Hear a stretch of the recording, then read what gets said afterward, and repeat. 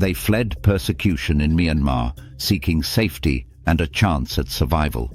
But in India, the Rohingya community faces new challenges: fear, marginalization, and becoming a political scapegoat in election campaigns.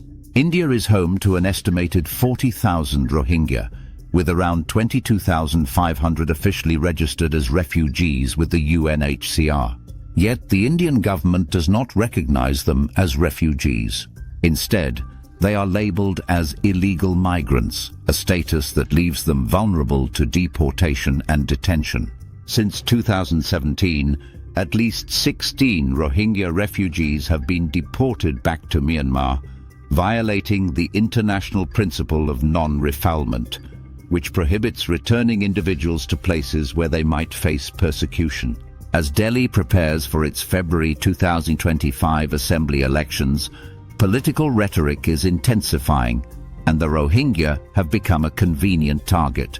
The Lieutenant Governor of Delhi recently ordered a crackdown on alleged illegal migrants, citing a sudden spurt in attempts to obtain voter IDs fraudulently.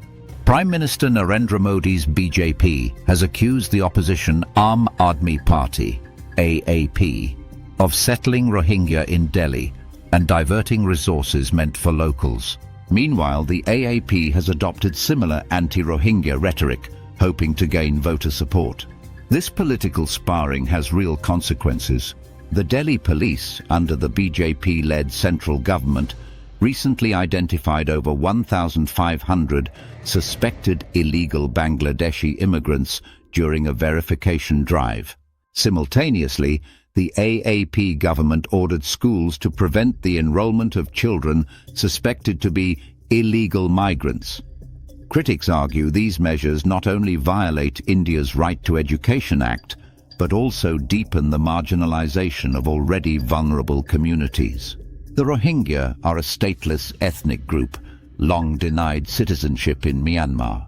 Decades of discrimination culminated in a violent military crackdown in 2017, leaving thousands dead and forcing nearly 1 million to flee, most to overcrowded camps in Bangladesh. In India, the Rohingya live in dire conditions, often without access to basic services like clean water, electricity, or healthcare. Arbitrary detentions further compound their hardships. Activists like Sabha Kyaw Min, founder of the Rohingya Human Rights Initiative, warn that anti-Rohingya rhetoric fosters public mistrust and fear.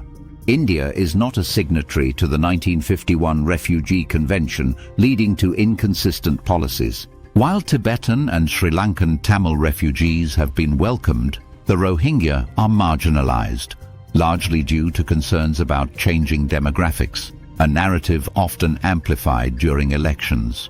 Reports from organizations like the Azadi Project highlight gross violations of rights in detention centers, where children are separated from parents and families lack basic human dignity.